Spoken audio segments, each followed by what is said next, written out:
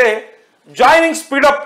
కేంద్ర మంత్రి నితిన్ గడ్కరీకి బొకే అందిస్తున్న సీఎం రేవంత్, పక్కన డిప్యూటీ సీఎం బట్టి, మంత్రులు కోమటిరెడ్డి, శ్రీధర్ బాబు అంటూ ఇక ఎందుకోసం అంటే నిన్న RRR సౌత్కి జాతీయ హోదా ఇవ్వండి అని చెప్పి RRR సౌత్కి జాతీయ హోదా అడుగుతా ఉన్నారు. సో హైదరాబాద్ విజయవాడ జాతీయ రహదారిని 6 లేన్లుగా విస్తరించండి, ఇప్పుడు 4 లేన్గా ఉంది, సో దాన్ని 6 లేన్గా విస్తరించమని చెప్పి హైదరాబాద్ విజయవాడ హైవే గురించి అడుగుతా ఉన్నారు.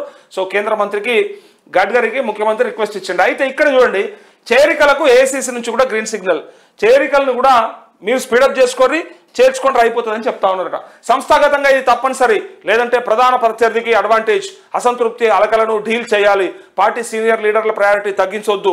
పీసీసీకి హైకమాండ్ నుంచి సూచనలు.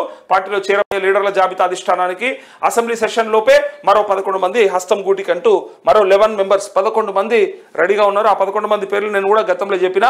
సో వాళ్ళందరూ కూడా రావడానికి సిద్ధంగా ఉన్నారు. వాళ్ళందరూ కూడా చేరడానికి సిద్ధంగా ఉన్నారు.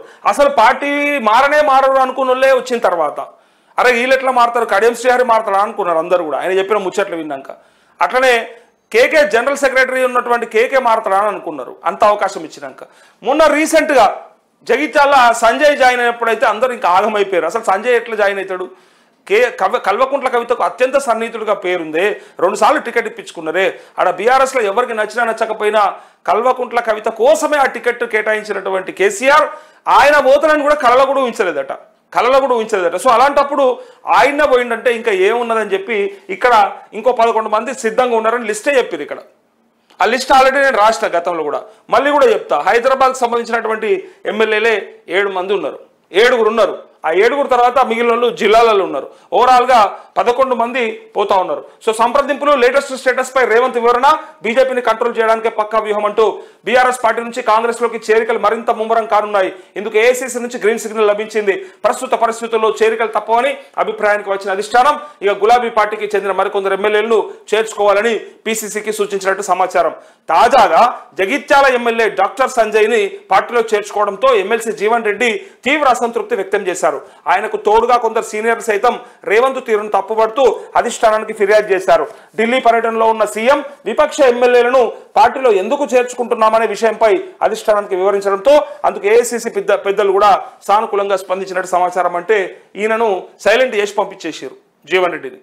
నువ్వు ఎమ్మెల్యే గెలవకపోతేవి, ఎంపీ గెలవకపోతేవి, ఇక నీ ప్రభ తగ్గింది, అనవసరంగా జగిత్యాల ఉన్న ఇజ్జత్ పోగొట్టుకోకని చెప్పి వాళ్ళు సీరియస్ అయినట్టుగానే కనిపిస్తూ ఉంది. ఇక్కడ రేవంత్ రెడ్డికి అవకాశం ఇచ్చి ఇంకా నువ్వు చేర్చుకో, ఇంకా కావాలనుకుంటే ఎంతమందినైనా చేర్చుకో అని చెప్పి క్లియర్గా అవకాశం ఇచ్చిండ్రు. సో గ్రీన్ సిగ్నల్ ఇచ్చిండ్రని చెప్పడానికి వార్త.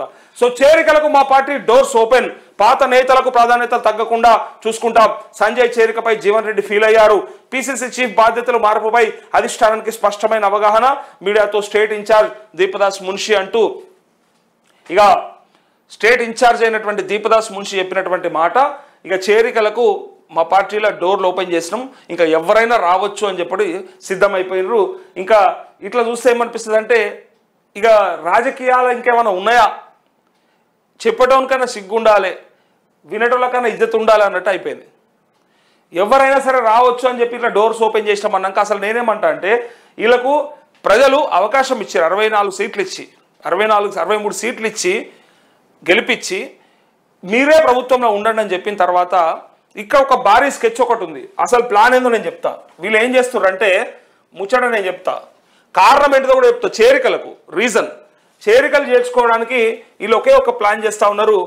భవిష్యత్తులో బీజేపీతోని ప్రాబ్లం రాకుండా చూసుకోవడానికి చూస్తూ ఉన్నారు వీళ్ళు. ఎందుకు చెప్పాలా, ఇక్కడ చూడండి, వీళ్ళకు 63 సీట్లు ఇచ్చి కాంగ్రెస్ని గెలిపిస్తే